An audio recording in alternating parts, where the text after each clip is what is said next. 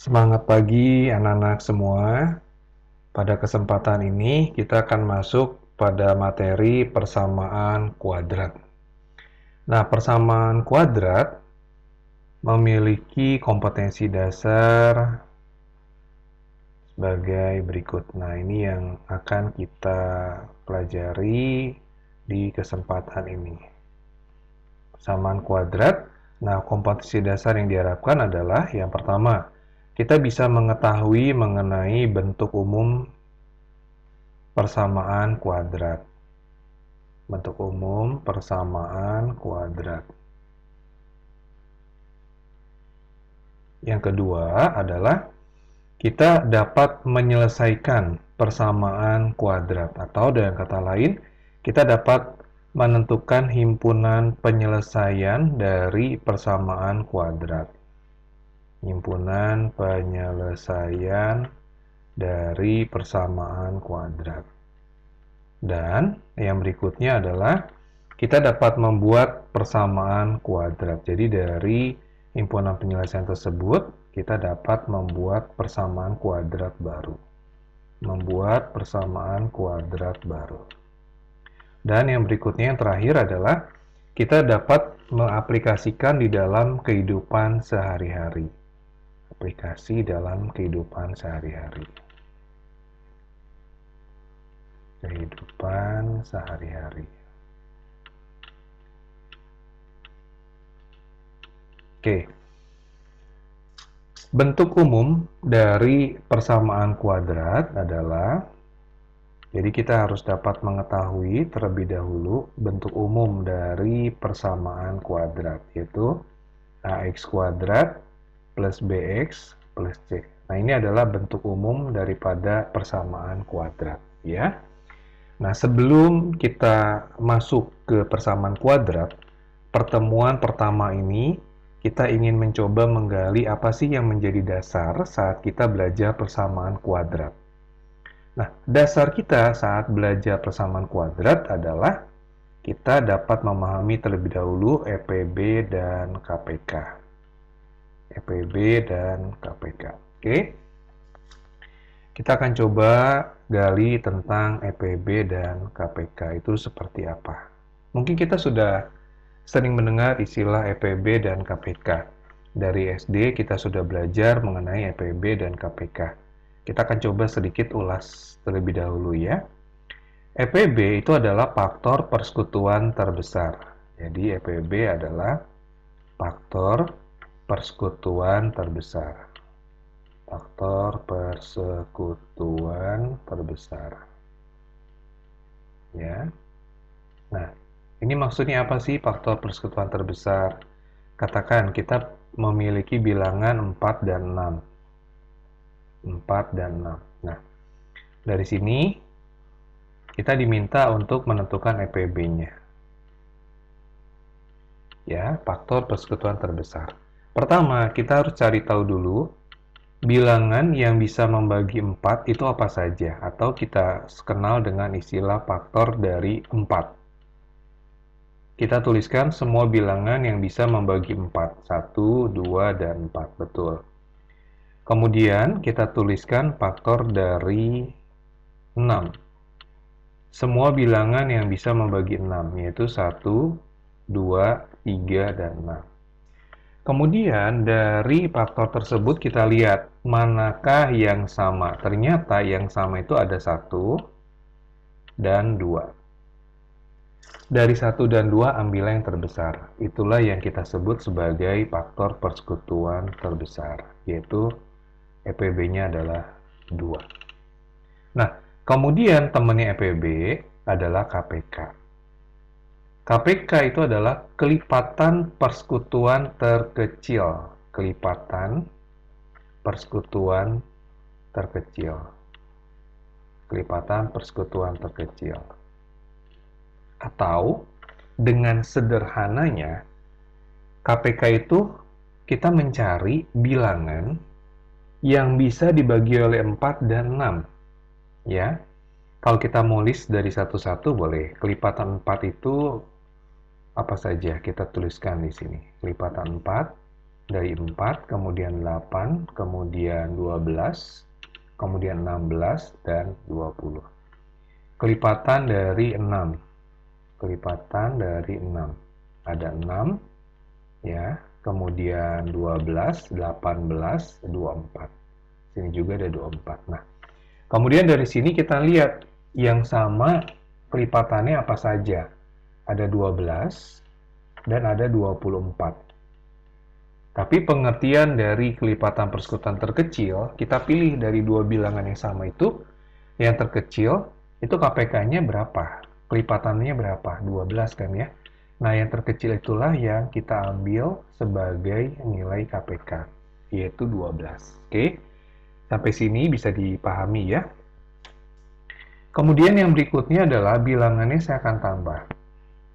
Jadi tidak hanya bilangan, tapi saya akan tambahkan dengan variabel. Bagaimana kalau seandainya kita dihadapkan dengan 4x kuadrat dan 6x.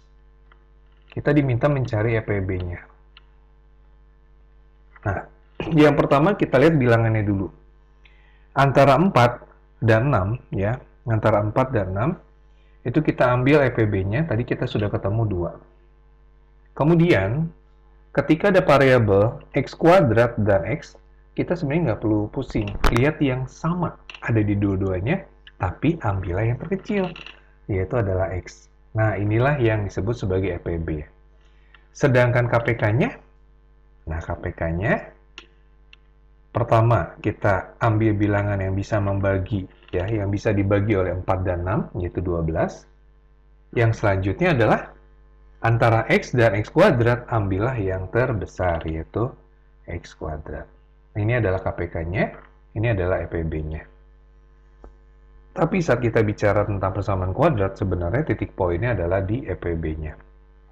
Nah, berikutnya, ya, saya akan tambahkan lagi satu variabel yang berbeda.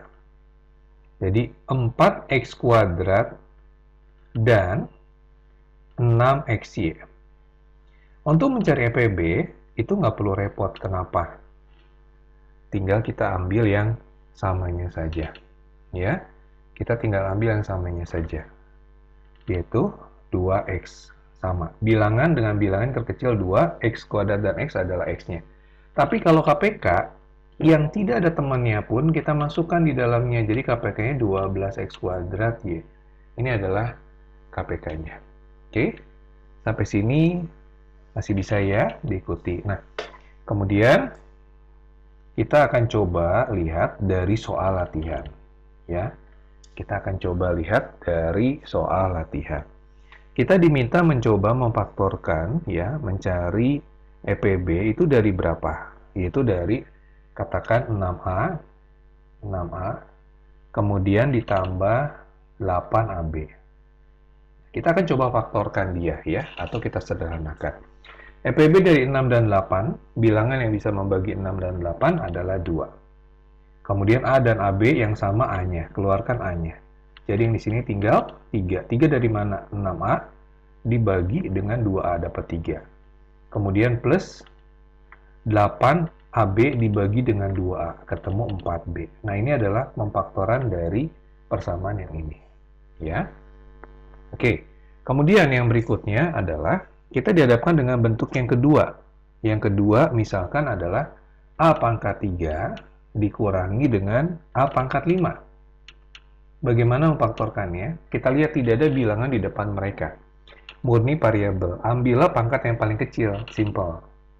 A pangkat 3. Kita keluarkan. A pangkat 3 dibagi A pangkat 3, jelas 1. A pangkat 5 dibagi A pangkat 3, itu pangkatnya tinggal dikurangi. 5 dikurangi 3 menjadi 2. Jadi dikurangi dengan A pangkat 2. Nah, ini adalah hasilnya. Ya. Oke. Yang selanjutnya, kita ambil bentuk yang ketiga. Nah, bentuk yang ketiga ini agak sedikit unik, ya. Makanya kita perlu layar yang sedikit lebih besar, ya. Yang berikutnya adalah P kuadrat, ya, P kuadrat.